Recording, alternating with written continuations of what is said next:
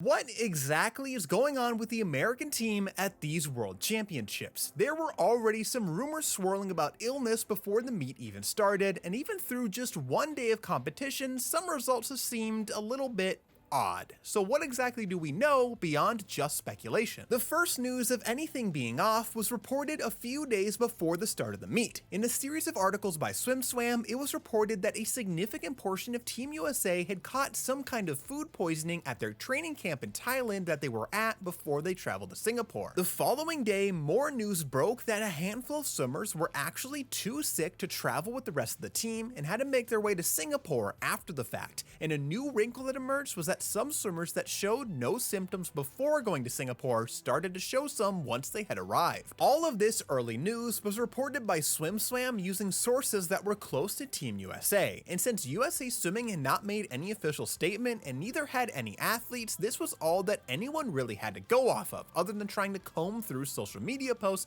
to see who was in Singapore and who maybe showed up later. Before the first session of swimming kicked off, the question loomed: how much of an impact would this have on the American team? Any swimmers that were actively sick at the start of the meet would probably get off to a pretty rough start, or just have a bad meet overall. Any swimmers that were sick but then recovered might be back to normal after a lot of bed rest, or maybe the impact of their preparation would be too much and they'd be a bit off their game. Now, I know that it's not uncommon that whenever reports of a swimmer being sick come out, that a bunch of people will respond with something to the tune of, yeah, okay, sure, way to make excuses. For me, the biggest indicator that a swimmer is dealing with some kind of significant illness is when they start actually scratching events, or they have a swim that is so off that something is pretty clearly wrong. At a certain point, it's obvious to anyone watching that they're not just choking. And unfortunately for Team USA, it took exactly one day for us to see examples of both. The women's 400 free saw one of the top seeds, Claire Weinstein, not swim during the prelim session, and then Tori Husk pulled out of the 100 fly, reportedly to focus on the 400 free relay,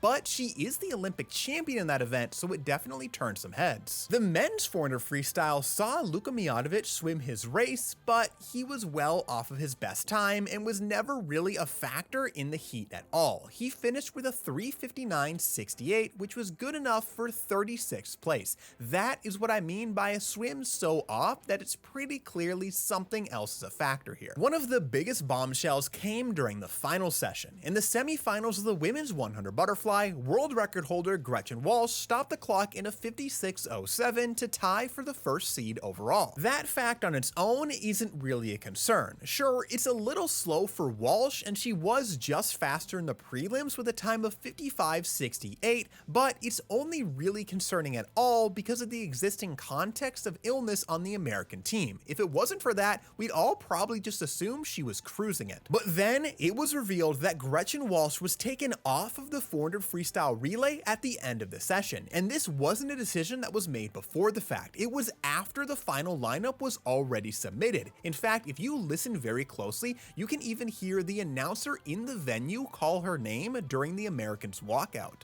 Kate Douglas, Aaron Gemmel, and Tori. That makes it a much bigger deal, not just because it's a sign that she probably felt like something was off after that semifinal swim, but because you normally can't just do that. For a change like that to be done after the lineup is submitted, it needs to be for a medical reason, and it needs to be approved by a World Aquatics doctor. The NBC broadcast for that session also mentioned that several American swimmers actually required treatment in the hospital in order to receive IV fluid, so that's, not great. For a tiny sliver of hope, there is apparently a very small handful of American swimmers that have so far not shown any symptoms. After that first final session where it was clear that something was going on, USA Swimming made their first official statement on the matter, where they revealed that many swimmers were dealing with acute gastroenteritis. This is a stomach bug that causes symptoms of nausea, vomiting, diarrhea, and abdominal pain. It can be caused by a fair number of things, and one of them is norovirus, which a lot of people assumed was what was afflicting the US team, and it seems like there's at least a chance that that assumption is accurate, which is,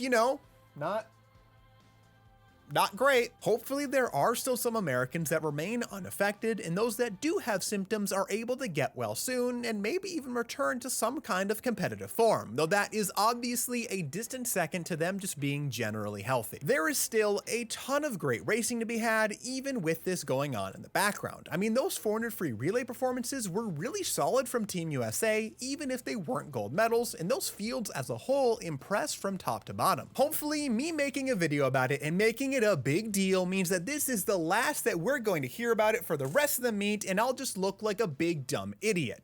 Probably not, but that would be nice. And at the very least, I now don't need to explain it in every single event where there's an American favorite in the field.